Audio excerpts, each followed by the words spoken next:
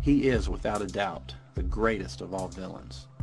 He represents pure evil. He is the ultimate deceiver. He is darkness incarnate. He is Satan. The problem is, a lot of people really think he exists. Not in a metaphorical sense, but with a sincere belief that there's actually, somewhere out there, a super powerful fallen angel who became the ruler of a nether realm of pain and torture, and whom we should fear and denounce. Now, how do we know this? What is the proof? And if that proof is examined, where does it lead us? The proof is here. And if you pay attention and follow in order the appearances of Satan throughout the Old and New Testaments, you might be surprised by what you learn.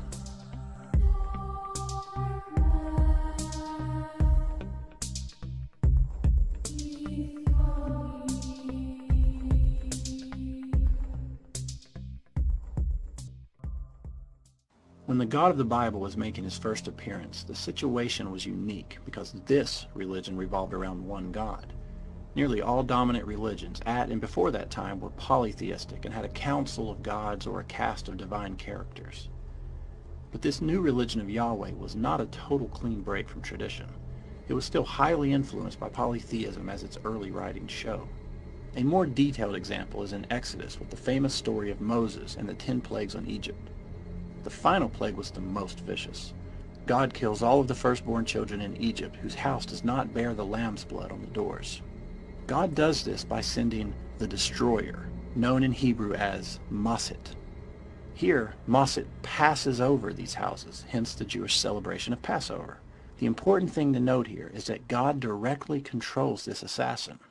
In the previous entry in this series, God punished David for conducting a census. God did not personally wreak the havoc, but instead it was an entity referred to as pestilence, an angel, Malak, and 3, the angel who is bringing destruction, Malak Hamasit. Hamasit. Masit. So what we see here can be explained as a result of monotheism. When there's only one God who controls everything, does he also have to be responsible for the bad things that happen? We will slowly see these negative aspects of Yahweh be extracted and become separate entities. Knowing just a little bit about biblical history will help to better understand things. The Bible writings for these purposes can be broken into 3 periods.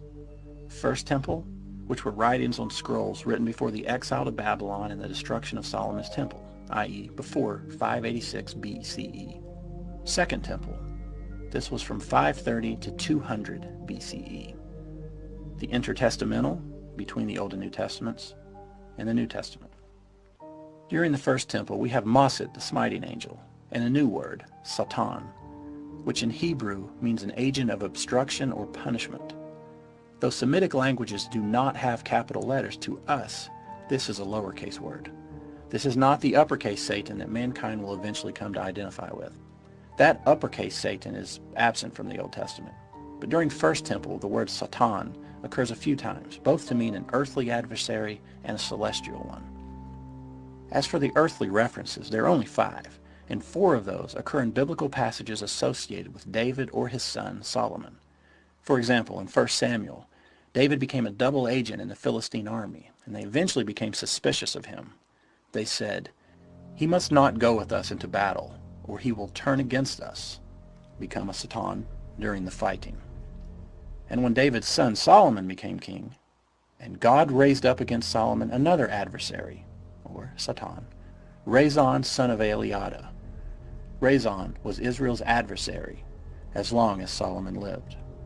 Another use of this term can be found in Psalm 109. The writer there is furious with people who have slandered him, and he is wanting someone to prosecute this misdeed. And he says, "Appoint someone evil to oppose my enemy. Let an accuser stand at his right hand." So whether a Satan refers to an adversary, a troublemaker, or a prosecutor, it all refers, in the lowercase, to a person on earth serving as an agent of obstruction or punishment. Now the first appearance of a non-human Satan occurs in the book of Numbers in the story of Balaam and the donkey. If you haven't read it, you really need to. It is bizarre. But the gist of it is that Balaam was a prophet who angers God by taking a trip on a donkey against God's will. So God sends Malak Yahweh, an angel of the Lord, who is armed with a sword. Now, Balaam doesn't notice this angel, but his donkey does, and he goes off the path and into a field. Balaam beats the donkey when he does this, and soon the angel appears and the donkey changes course again. On the third time, there's nowhere for the donkey to go, so he simply lays down, and Balaam starts laying another beating to him. At this point, if a smart donkey and a sword-wielding angel weren't hard enough to believe, the donkey starts talking. Accidentally what's going on, buddy? How you doing? So, yeah. The donkey and Balaam have a conversation about their past together, and Balaam comes to realize the donkey was always a good servant. The Lord opens up Balaam's eyes, and he sees the angel. The angel of the Lord asked him, "Why have you beaten your donkey these 3 times? I have come here to oppose you, because your path is a reckless one before me." So as we leave First Temple, we see that a Satan can be an everyday obstacle, a troublemaker, or an accuser. But we also see the start of a transition to it being a title of one appointed by God. With the arrival of the Second Temple period, the juiciest role of Satan in the Old Testament comes in the book of Job. This is the horrible story of Job's faith being tested beyond human endurance. The story shifts between heaven and earth, but starts with a meeting of a celestial council led by God. An entity known as Ha-Satan, which means the Satan, appears. Modern translations simply say Satan with a capital S, and that's what I'll use here, but the original translation is the Satan, or even the accuser. Check your Bibles, most have footnotes reflecting this. So here God basically asked Ha-Satan to open a file on Job. Ha-Satan starts by saying, look, of course Job loves you. You've given him everything he could ever want. Let me take these things from him, and I bet you he won't like you after that.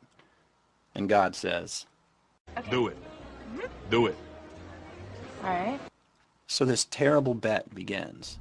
But notice how Ha-Satan is prohibited by God from harming Job in any way. And Ha-Satan really starts laying it to Job.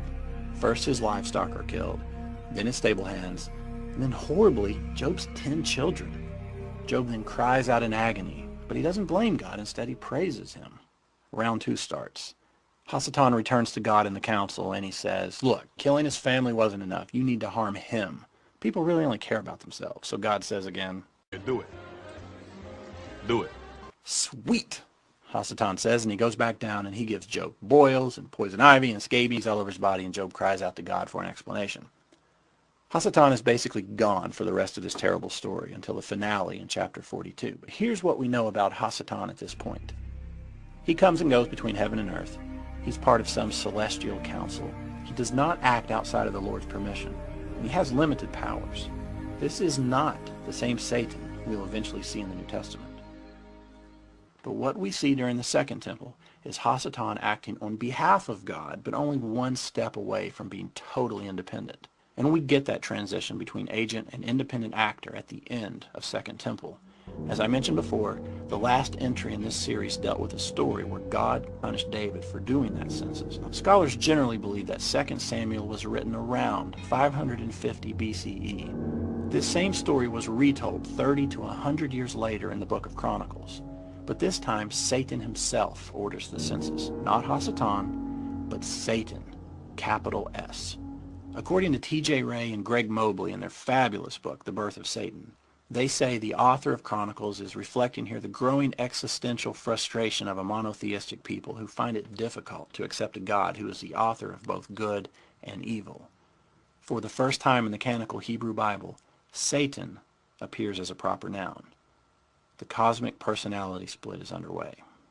Between the Old and New Testaments, there were a ton of discarded stories called apocalyptic literature that never made it into religious canon.